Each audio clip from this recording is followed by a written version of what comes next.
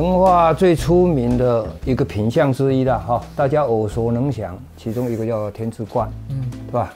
为什么会有这个天字？好像也没有行家就针对这个天字做一些考究，好像是没有。最近看一些资料啊，在万历19年左右，日本侵略朝鲜，兵力各方面完全没有办法对抗，日本是有备而来，那么朝鲜只有一条路，很快的就向天朝。明朝就天朝，他们讲天，他们天就是请天朝赶快派兵出来。他是用天朝称之，请天朝派天兵，这个成化了这些瓷器，绕一个天字款，准备我们各地的藩王藩属国的官来朝贡，因为他们一般都是3、5年就来一次朝贡，所以那时候就是为了馈赠给他，除了成化以外，他多种出一个以天为字的。都一个天字的天，就成化这一朝才有做。对，很奇怪，为什么以后都不再露天？这我们不知道。但是我想，这是很可能，这是我的一个臆测哦，我不敢讲说是一定对的，但是大家可以再做考证。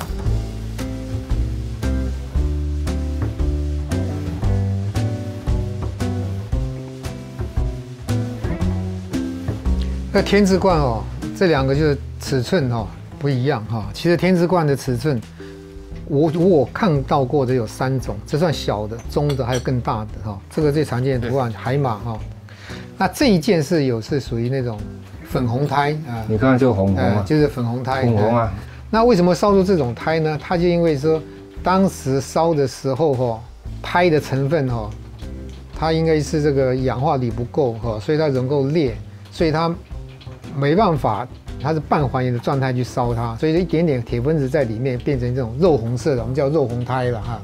那后来的话就知道它的配方稍微改一下，增加一些2氧化铝的话，它就比较能够耐高温了，就不会再烧成粉红胎了。所以粉红胎是一个过渡时期，不是说只有粉红胎才是对的哦。但是现在粉红胎黄得出来吗？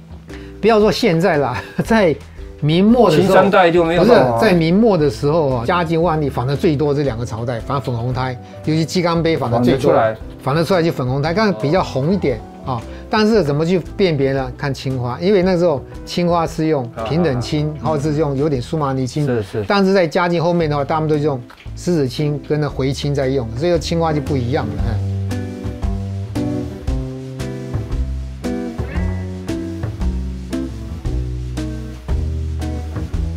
刚才郭董说这一件，因为这件是传世品，传世品所以很干净。那这件是属于窖藏出来的，所以它有些窖藏的环境不好的话，它会有点土垢。那个土垢是陈年老垢，不容易洗干净的。看到一些收藏家是这种土垢，去刷，甚至用那个什么铜刷啊，因为这个一般来讲，我们的菜花不容易洗掉。所以他用铜刮去刷，这个都是不对的。不刷了就把这个釉表表面有刮痕啊，这绝对不可能。你这样不大看准，放在进去看都是刮伤很严重。那怎么去洗？因为这洗不掉的，因为那陈年老垢不是说洗一洗，你洗一洗，你干了以后还是看得到垢，所以一定要用差不多温热水不要超过80度但是也要循序渐进，你不要冷天就一下热水冲下去就裂掉了。所以说一定要慢慢升温到80度左右，让它泡泡到水凉了以后再换。这样一直温水就泡凉了再换，这样起码换了10几次以后，再用那个什么海绵去洗它，让这个什么土垢软化。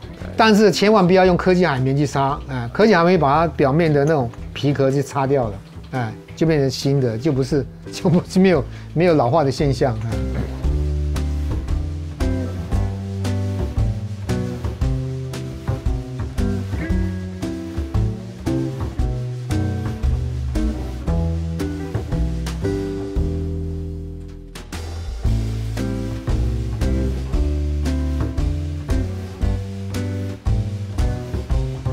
再下来，我们看这个碗。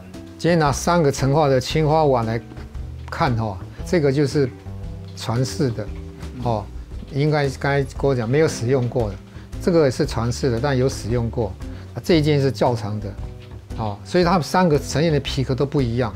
这一件是说，因为它为什么它是对的呢？因为第一个款字里面的胎，我们用100倍放大镜看那胎，成化的胎是。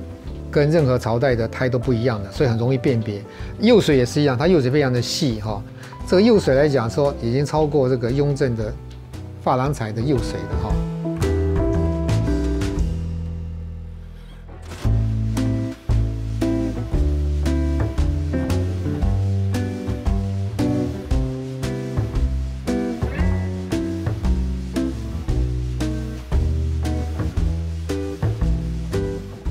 那这一件就是它有使用过的痕迹，它也是属于苏麻离青跟平等青的配伍用，它比较稀少的，因为它是用刚才讲的是黄釉当底啊。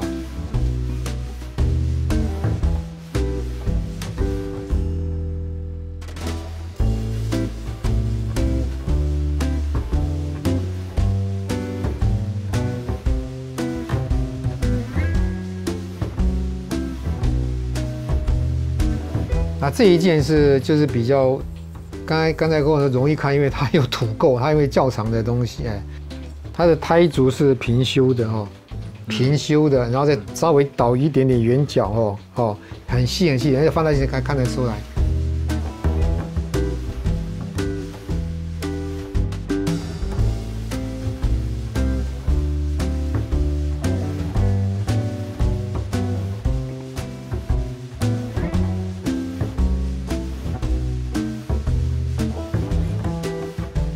我知道，就是一些名家或怎么样的哇，就提到就是说啊，成化的彩杯啊，不管是倒一杯水或倒一点酒，这样来喝啊，也是三生有幸，因为能够上手的微乎其微。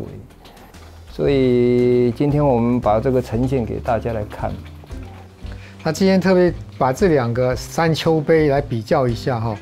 那这个山丘杯来讲台北故宫有一件，它称为成化点彩花蝶杯其实它就山丘杯山丘的意思就是中国农历里面7月叫做孟秋，然后是8月的仲秋，9月叫做季秋，孟仲季第3个月才叫山丘这个指的是大概是农历9月份的这种田园的一种景致嘛。